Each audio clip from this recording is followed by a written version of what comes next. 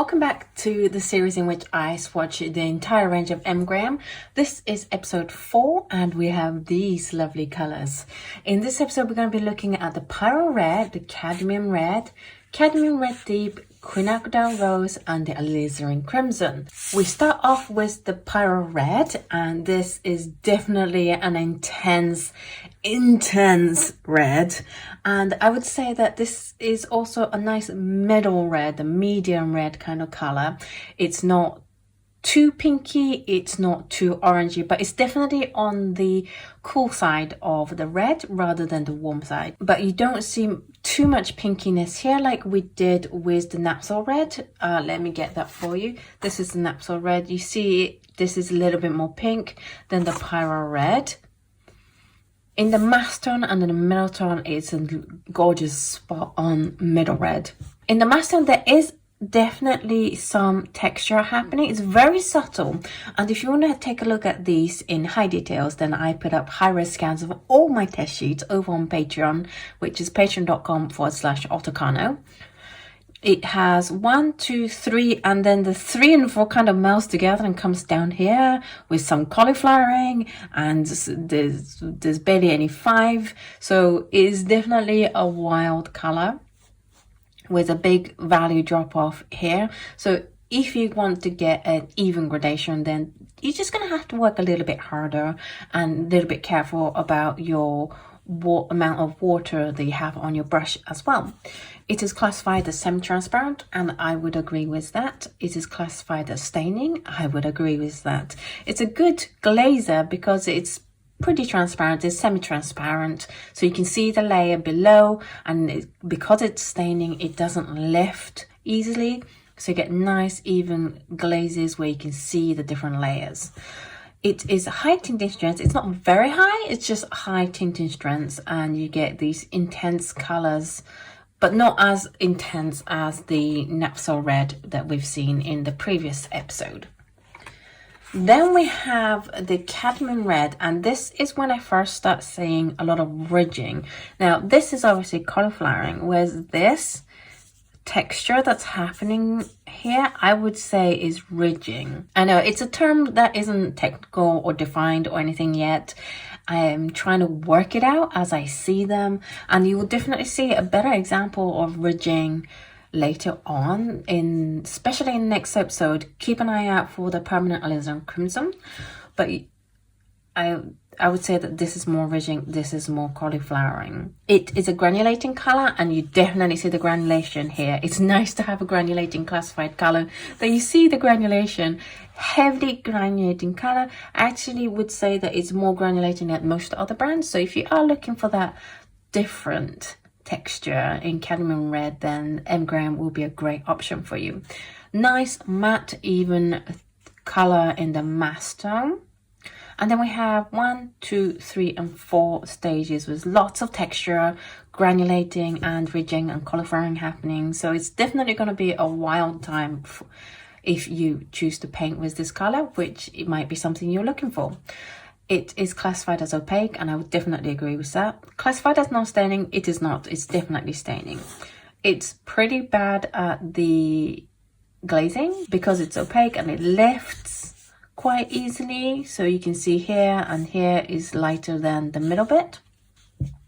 It is high in tinting strength, and you see granulation, especially in the Aurelian and the Sailor Blue yellow shade. When you mix it with Queen Rose, you're not really going to see it as much because the granulation itself is red, but you definitely see it in the Aurelian, and you get this almost, I would say this is navy to like a blue-black color with the Sailor Blue yellow shade. Then we have the Cadmium Red Deep, which, let's compare that with the Cadmium Red, is definitely cooler than the Cadmium Red. However, it is a much calmer as a paint. There's no cauliflowering, there's no ridging, it's just calm. It handles water well, tiny bit, but I wouldn't hold it against them, considering I put way more water into these gradations than you should be doing to test these paints to its limits. I see 1, 2, 3, maybe 4 here and then 5.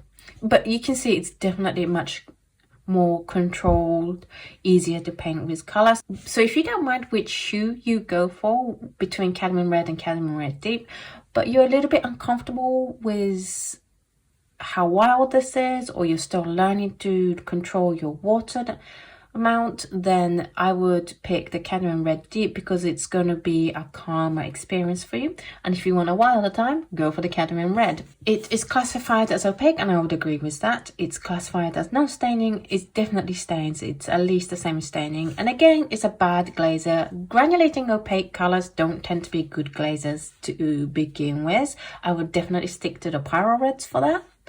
It's very high in tinting strength, and you see this gorgeous, it's almost like the surface of the sun, you know, when you see those photographs with all the solar flares and stuff happening. It's that kind of intense texture and color, which is gorgeous. And then you get this dark blue black color over here. Then we have the Quinacridone Rose, and again we see a lot of texture in a quinacridone, which is not something that we're used to. With a quinacridone, we expect it to be nice and smooth, but Emgram offers something different by creating a lot of texture in its mass tone. If you don't like the mass tone, just add a little bit of water and then it works like a normal quinacridone. But if you are looking for that texture, try it on the mass tone. It has 1, 2, 3, 4 stages again, and I would say that the mass tone is a little bit more red, and then as you water it down it goes more pink, a little bit like how Nickel Azols turn from this yellow ochre color to a bright yellow color. This feels like the same kind of transition. It is classified as transparent, and I would agree with that. It is classified as staining, agree with that. It's a good glazer in terms of being able to see the layer below, but because of the streakiness that the mass tone has, I would avoid glazing in its mass tone. If you do it with a little bit of water, you're going to have a much more even look to it. So yeah, just avoid it with the mass tone. Again, like the Quinacridone Red, it creates cute little colors that will be perfect for these, you know, candy kind of colors. It's average in tinting strength, but I love these colors that, especially this pinky violety color, I think it's really adorable. And then finally for this video, we have the Alizarin Crimson. And this is made with PR83, which is Alizarin Crimson. So it's the genuine stuff. It's beautiful, and I can understand why people still insist on using Alizarin Crimson, even though it fades and it's fugitive and it's not great for long-term archivalness of your painting. You definitely need to protect any painting that you use a genuine Alizarin Crimson in, but it's beautiful, cool, pinky, deep red wine color. Again, it has texture happening in its mass tone. That's something that you're going to see a lot in Emgram, where you're not quite normally expecting texture. There will be texture, which is nice because we get variety. We have 1, 2, 3, 4 stages, and again I see a lot of ridging that's a little bit different from cauliflowering, but you'll see more of what I mean as ridging in the next video. It is classified as transparent, and I would agree with that. It is classified as staining. I would say just same as staining. It's a very light stain. In terms of glazer, it's good glazer because it's transparent. You get to see the layer below, but there's not much lifting. It's perfect. It is a high tinting strength color mix, so you get nice strong colors, and it balances well with these nice strong quins and thalos and Aurelian. If you like the look of these colors and you want to give them a go, but you don't want to pay for full tubes because that's a lot of money, then this month's stock card is a great economical way to be able to try these colors out and thoroughly test them, because you get a lot of paint on these dot cards, and a lot of people say these aren't dot cards, these are line cards, and I would agree with that because I want you to be able to really test out a color before you need to commit to buying full tubes. We have the yellows and oranges that I think are the best from the videos that we've covered this month. It is all the yellows and oranges. If you like to receive this at home and test it out for yourself, then all you have to do is head on over to patreon.com/Oto Kano and sign up to the appropriate tiers, and this dot card will be on its way to you. So that's it for this video. What did you think of these colors? Which one was your favorite? Do let me know in the comments down below. I love the Quinacridone pink. I always usually do like the Quinacridone Rose, not Quinacridone pink kind of color in any range. It's one of my the favorite areas that I like of all watercolors. But I also love the Alizarin Crimson because it's such a deep color and it has this really interesting texture.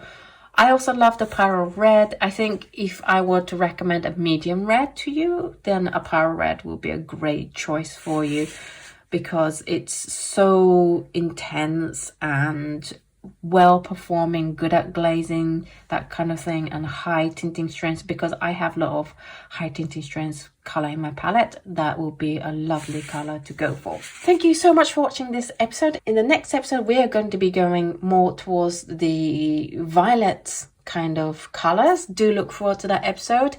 Thank you so much for watching this video. If you liked it, please click the like button and subscribe if you haven't, and I will see you in the next episode. Bye.